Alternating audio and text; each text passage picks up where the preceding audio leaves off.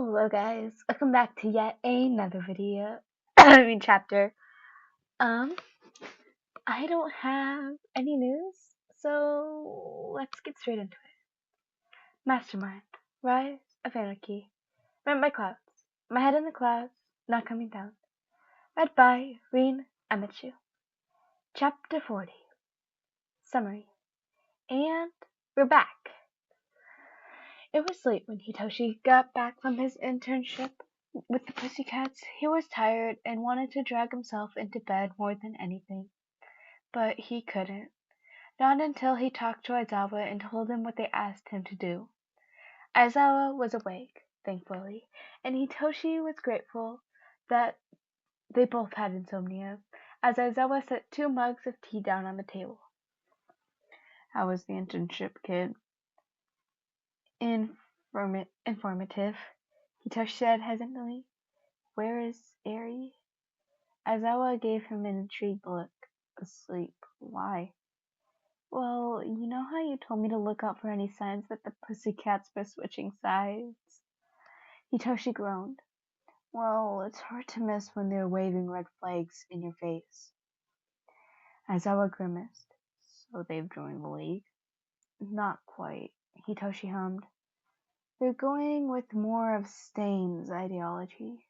You know, like, they're okay with getting their hands dirty if it's for the greater good. Long story short, they're trying to kill all for one.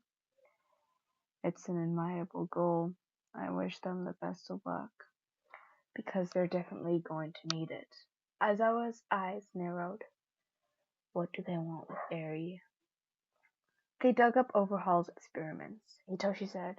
They think they have the power to kill all for one, but it's completely powerless, and the only way to do that would be to get your help, which isn't going to happen.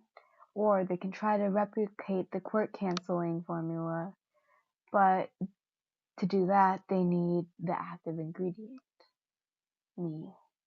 Oh, me?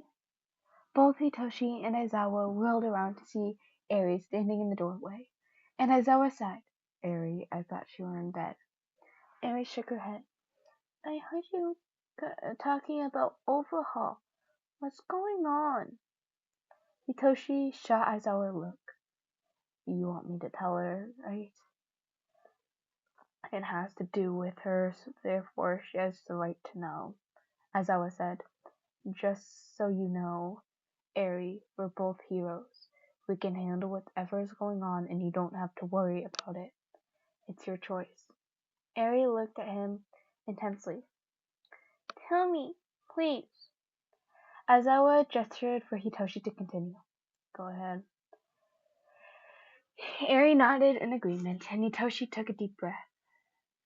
Well, right now the Wild Pussycats are working with the villains, and they want to replicate Overhaul's formula, so they can use it on a very bad villain.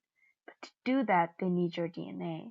They insist that they don't want you, just a sample of your blood.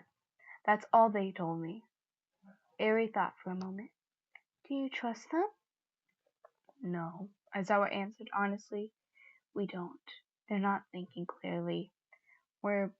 They're blinded by grief, rage, and revenge, which never leads to good decision-making. Oh, Eri said quietly. Who's the villain they're trying to stop? All for one, Hitoshi explained. He can use multiple quirks, which means they can't be beat with him on their own. Not without something to even the playing ground. That's where Overhaul's formula comes in. If they can dose him with that, they might just succeed, and if they're lucky, survive. Maybe it'll work, maybe it won't, Aizawa said. If everything goes according to their plan, it will, but there's a high likelihood they'll never get the chance administered to the drug before he kills them. It's a risky plan, and I personally wouldn't do it, but it's logical for as far as it goes. It took me canceling his quirk to even get him arrested, so they won't stand a chance if he has his quirks available. You don't have any obligation to them, Hitoshi said. If they want to try and get themselves killed by a villain, that could have gone toe-to-toe with All Might. I'll do it. Hitoshi stared at her. What? Eri took a deep breath. Papazawa, you said you helped arrest him before, right? I don't want him coming after you when he gets out. That's sweet, Eri. Aizawa said dryly, but I can handle myself. Yeah, and you have to remember that they are trying to kill him, Hitoshi reminded her. If you give them your blood, you'd be helping to lead a man to his death. Sometimes villains are dangerous and they have to be taken down permanently, Eri said simply. Overhaul was. All for One doesn't sound any different. There was a moment of silence as the other two processed that, before Aizawa heaved a sigh. I'll talk to Recovery Girl and see if she's willing to draw some blood. Ajito looked over the city while he waited for Mina to come back from getting them coffee. The world had changed so much. Unfortunately, he had too. It was hard to trust anyone or anything when he had been betrayed so many times. First, it was Todoroki joining the League. Then the Hero Commission turning out to be corrupt. But then Bakugo. How had he missed how big of a bully Bakugo really was? It was right there, in front of him the whole time. But he ignored it.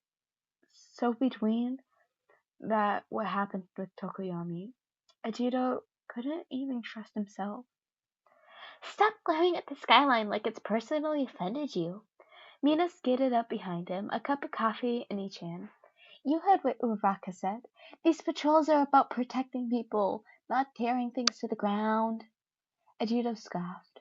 Not even if those things are good-for-nothing villains. Mina gave him a small smile and sat down on the ledge beside him. Well, maybe some villains. Ajito gave her a brief smile and went back to overlooking the skyline. Things used to be so easy back in middle school.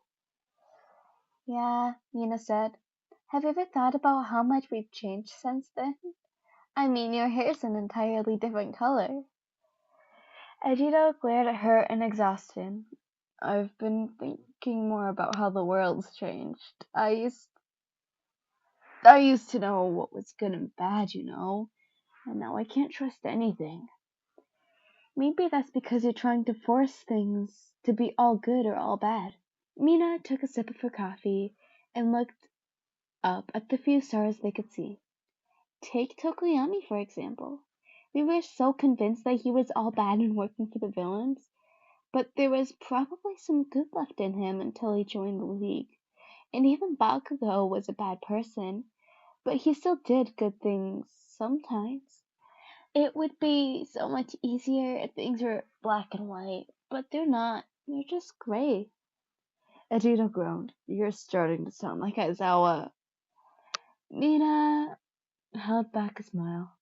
It's completely illogical, you're expelled. They both burst out laughing, and Ajito sighed. What about us? Are we good, or are we just something in between too? Mina frowned and thought for a moment. I think everyone's something in between, but that doesn't have to be a bad thing. Maybe not. Ajito grabbed her hand and squeezed it. We'll have to see. Hawks held Dabby around the waist as they flew back to the base. Just as they had finished doing one last check-in with all the villains, that they were going to be helping them with the raid, and all the preparations were going well, with the exception of a few hiccups, but the plan that Mastermind had left behind were comprehensive enough that even if he didn't predict every single scenario, there were enough resources. The League was able to fill in the blanks. Almost all of the villains that Mastermind had listed had agreed to help, and Shigaraki had already dusted the rest so that they couldn't give away their plans. So there was nothing left to worry about. Let's stop here. Dabi gestured towards the skyscraper. They hung out on. I'm not ready to go back to the base quite yet. Hawks laughed and shook his head, but let an updraft carry them to the roof anyways. Admit it, you just want an excuse to spend more alone time with me. Dobby smirked as they landed. You'll never prove that. Hawks rolled his eyes. Sure, never. How's your chick doing? Dobby changed the subject. He seems to be fitting in with the rest of the league. Hawks nodded fondly. Yeah, he started to grow to his wings for sure. As terrible as it is, I'm kinda glad his class pushed him out. It helped him realize what he really can become. I'm glad we got him too, Dobby said. Dark Shadow will be perfect for the raid. I wonder how Midoriya will react. Tokoyami is one of the few things he didn't plan on. I'm sure he'll be happy about it, Hawk said. And he planned enough of everything else. We'll have no problem fitting my chick into the raid.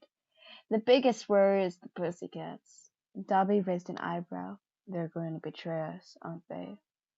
They're gonna try, Hawk shrugged. I don't know, we have plans, but, well, there's always elements we can't plan for. And that is the end of that chapter. That was chapter 40, guys. We have 9 more chapters after this one. Chapter 40 is now officially complete. And now all that's left is 9 more chapters. It's crazy. We're getting so close to the finale. I can't wait. I really hope the villains win, and if they don't, I might as well just cry myself to sleep. I'm joking. Maybe. I don't know. Anyways, guys, I don't have much else to say. So I will see you guys in the next chapter or video or whatever the hell I'm planning on doing. It has been a little random these past few days, wouldn't you say? Anyways, I will see you all in the next video. Have a great day. Make sure you get some sleep. I know I'm practically a hypocrite on that, but who the fuck cares? I'll see you guys in the next video. Peace.